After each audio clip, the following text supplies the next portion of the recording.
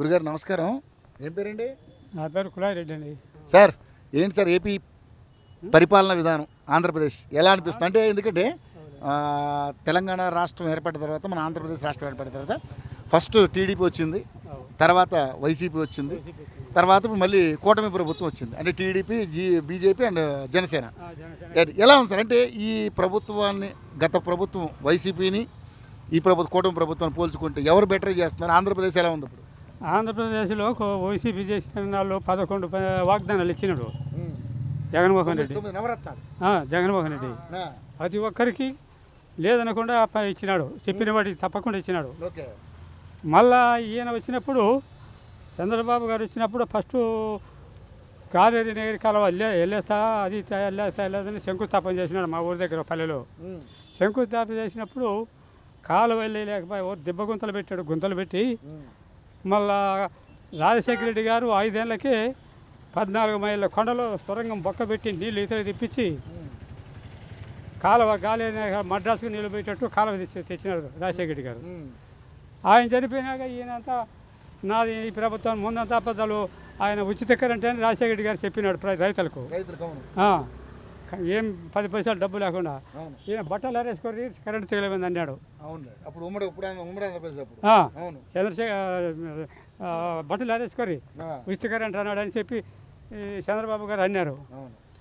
ఆ అబద్ధాలు అన్నీ చెప్పి ఎట్లా ఒకటో ఇప్పుడు గెలుచుకున్నాడు. ఈ మోడీని, ఈ పవన్ కళ్యాణ్, అచ్చెన్నాయుడు వీళ్ళంతా జతయి జగన్ దెబ్బతాం బంగాళాఖాతంలో దెబ్బతామని ఈ మోడీ గారిని ఆపులు పెట్టుకొని ప్రజలే ఓట్లు చేసినారండి. అప్పుడు కూడా ఈ పెట్టెలు బూతులు మార్చినారని కొంతమంది అంటారు, చాలా మంది. మరి ఇప్పుడు జగన్మోహన్ రెడ్డి అధికారంలో ఉన్నాడు కదా, ఆయన చేసుకోవచ్చు కదా, అదేదో గెలిపేదో ఆయనకు అనుగుణంగా చేసుకోవచ్చు కదా. వీళ్ళు అప్పుడు ప్రతిపక్షంలో ఉన్నారు కదా, అంత అవకాశం లేదు కదా. ప్రతిపక్షం అంటే ఈ మోడీ గారి సహాయం, మోడీ గారి సహాయం ఇక్కడ ఉంది. ఓకే, మోడీ గారు సహాయం చేశాడంట. మరి మోడీకి మన జగన్మోహన్ రెడ్డికి కూడా మంచి స్నేహమే ఉంది కదా. అంటే ఇప్పుడు కొంచెం మోడీ తరఫున లేకుండా జగన్మోహన్ రెడ్డి గారిని లోపల దెబ్బతాం అని అంటున్నారు.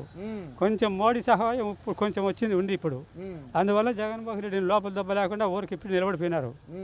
జైల్లో పెడతామని జగన్మోహన్ రెడ్డి తప్పు చేశాడా? జైల్లో పెట్టే అంత తప్పు చేశాడా?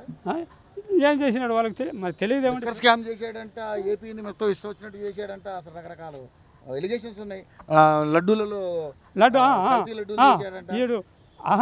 కల్తీ లడ్డులో పంది కొవ్వు, బర్రె కొవ్వు, బర్రెల కొవ్వు, ఎద్దల కొవ్వు వేసి పందుల కొవ్వు అంటే ఆనాడు ఎక్కడ పోయినారే వీళ్ళంతా.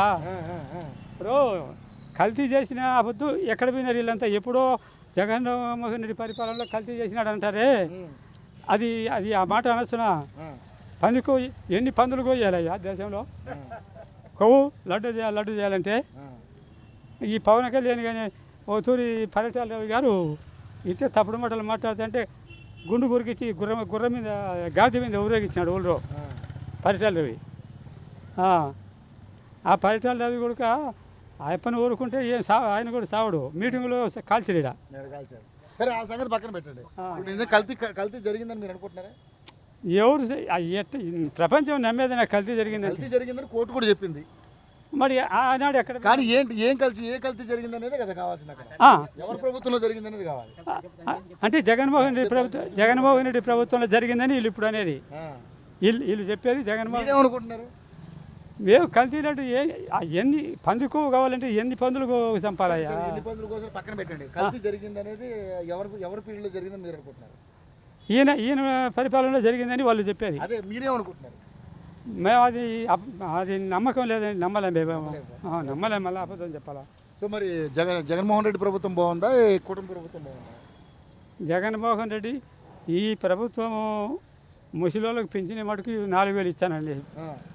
ఇచ్చాను. కొంతమందికి తీసేసి, కొంతమంది ఫస్ట్ ఉండే వాళ్ళకి తీసేసే సంగతి పక్కన పెట్టండి. మనకు వస్తుందా లేదా? మాకు రాలేదులే. వీడు 5 ఎకరాలకు లోపల ఉన్న వాళ్ళకే పెంచిన అని అన్నాడు. భూమి ఉంటే ఏం చేస్తావయ్యా? భూమి దండిగా కానీ ఇప్పుడు మెత్తబడిన వాళ్ళకు, ముసలి వాళ్ళకు, మాటి వాళ్ళకు పెంచిన ఏమి ఇవ్వాలి కదా. 60 ఏళ్ళు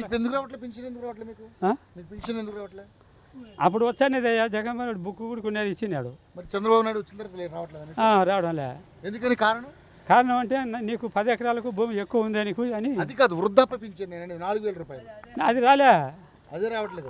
అది రావడంలే, అది కాదు. ఇప్పుడు మళ్ళీ ఇప్పుడు రిజిస్టర్ చేసిన కూడా పెంచినాడు చంద్రబాబు. ఓకే, అప్పుడు తక్కువ ఉన్నది రిజిస్ట్రేషన్, ఏదైనా మనం భూములు రిజిస్ట్రేషన్ చేసుకోవాలంటే ఈయన తరంలో పెంచినాడు మళ్ళా. మీరు ఏమంటున్నారు ఇప్పుడు? అంటే ఆయనది బాగుందా ప్రభుత్వం, ఇంది బాగుందా? ఆయనది బాగుందంటే బీదలు బీదోడు అనేది లేకుండా పోయింది జగన్ ప్రభుత్వంలో. ఇప్పుడు అంతా బీదోళ్ళు అయిపోయారా? అంతా ఎవరెంతకిది వాళ్ళు లక్షణంగా బతుకుతున్నారు, ఓకే, ఓకే. బీదలు లేకుండా పోయినారు.